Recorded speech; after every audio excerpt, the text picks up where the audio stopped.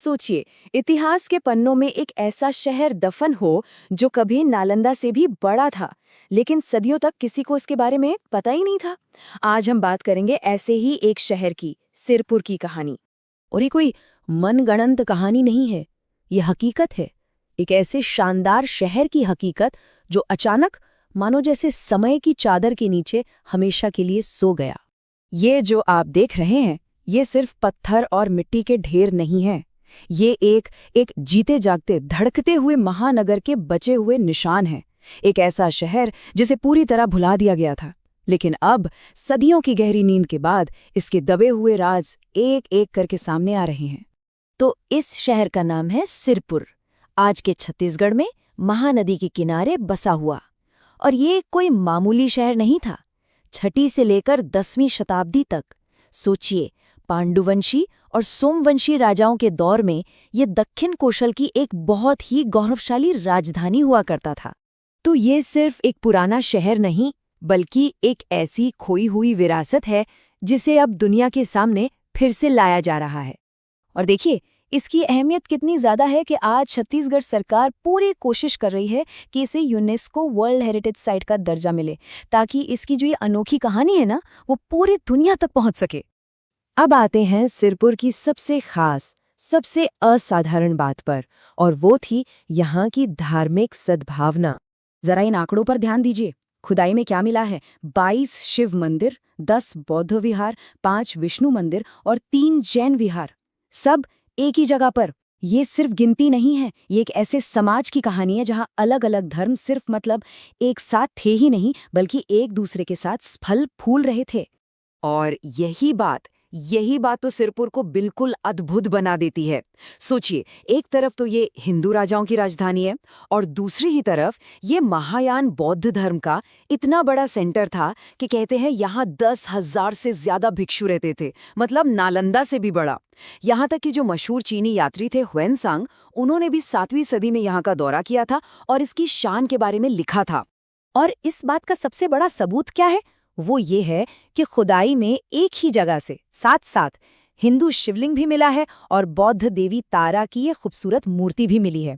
ये साफ साफ दिखाता है कि यहाँ अलग अलग मान्यताएं, अलग अलग आस्थाएं कितनी शांति से एक साथ रह रही थीं।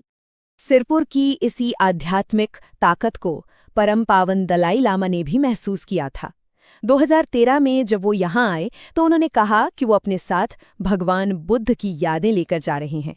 लेकिन रुकिए, कहानी सिर्फ धर्म और आध्यात्म की नहीं है। सिरपुर सिर्फ एक धार्मिक केंद्र नहीं था, ये अपने समय का एक बेहद एडवांस्ड, एक सुनियोजित महानगर था, जिसे हम आज की भाषा में कह सकते हैं एक एंशिएंट स्मार्ट सिटी। जरा कल्पना कीजिए, महानदी पर इसका अपना एक बंदरगाह था जहां से इंटरनेशनल ट्रेड होता था। यहाँ दुनिया के सबसे बड़े और ऑर्गेनाइज्ड प्राचीन बाजारों में से एक था। कांसे, सोने और लोहे के लिए एडवांस्ड वर्कशॉप्स थीं। और ये सब कुछ बेतरतीब नहीं था, सब कुछ वास्तुशास्त्र के सिद्धांतों के हिसाब से बड़ी ही सावधानी से प्लान किया गया था। उनकी इंजीनियरिंग कितनी कमाल की थी, इसका एक बढ़िया उदाहरण है ये अंडरग्राउंड अन्न भंडार। सोचिए, ये सिस्टम ऐसा था कि सूखे या किसी भी आपदा के वक्त पूरे शहर के लिए खाने की कोई कमी ना हो, मतलब फूड सिक्योरिटी का पूरा इंतजाम था। और सिर्फ इतना ही नहीं, शहर में 6 किलोमीटर से भी ज्यादा लंबा एक अंडरग्राउंड ड्रेनेज सिस्टम था।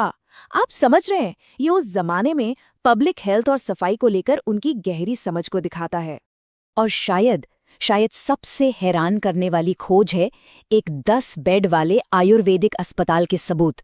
यहाँ से सर्जिकल टूल्स भी मिले हैं। इससे ये अंदाजा लगाया जाता है कि सिरपुर शायद मेडिकल टूरिज्म का भी एक सेंटर था। लोग दूर दूर से यहाँ अपना इलाज करवाने आते थे। तो अब सबसे बड़ा सवाल कि इतना शानदार, इतना एडवांस्ड, इतना खुशहाल शहर आखिर दुनिया के नक्शे से मिट कैसे गया? क्या हुआ था इसके साथ? जो सबसे मजबूत थ्योरी है वो एक बहुत बड़ी प्राकृतिक आपदा की ओर इशारा करती है। ऐसा माना जाता है कि 12वीं सदी में एक बहुत ही भयानक भूकंप आया जिसने पूरे शहर को तहस-नहस कर दिया। और जैसे इतना काफी नहीं था, उसके ठीक बाद महानदी में एक विनाशकारी बाढ़ आई जिसने बचे कुचे शहर को मिट्टी और कीचड़ के नीचे हमेशा हमेशा के लिए दफना दिया। तो देखिए 6ठी से 10वीं सदी तक इसका सुनहरा दौर चला। फिर लगभग 635 एडी में ह्वेनसांग यहाँ आए। फिर 12वीं सदी में वो महाविनाश हुआ और फिर सदियों तक ये शहर गुमनाम रहा, जब तक कि 1872 में एक ब्रिटिश आर्कियोलॉजिस्ट ने इसे फिर से खोज नहीं निकाला। लेकिन जो असली काम था, मतलब इसकी खुदाई और इसके राज को दुनिया के सामने लाने का काम, वो 2000 के बाद ही तेजी से शुरू हुआ। तो आखिर में सवाल ये है कि इस खोए हुए शहर को फिर से खोजना आज हमारे लिए क्यों जरूरी है? क्या मतलब है इसका? देखिए, सिरपुर की विरासत सिर्फ ये खंडहर नहीं है, ये एक जीता जागता सबूत है इस बात का कि प्राचीन भारत में धार्मिक सहनशीलता मुमकिन थी। ये दिखाता है कि कितनी सोफिस्टिकेटेड अर्बन इंजीनियरिंग हमारे पास थी। और ये नालंदा से भी बड़ा हमारे इतिहास का एक बेहद जरूरी हिस्सा है। कला का एक ऐसा खजाना है जहां आज भी कमाल की कांस्य मूर्तियां मिल रही हैं। मतलब ये इतिहास की एक खोई हुई कड़ी है जो हमें हमारे शानदार अतीत के बारे में बहुत कुछ सिखाती है। सिरपुर एक तरह से एक ब्लूप्रिंट था, एक ऐसे समाज का जो सहिष्णु भी था और एडवांस्ड भी। तो सवाल ये है कि इसके खंडहरों से मिले सबक को हम आज के दौर में कैसे लागू कर सकते हैं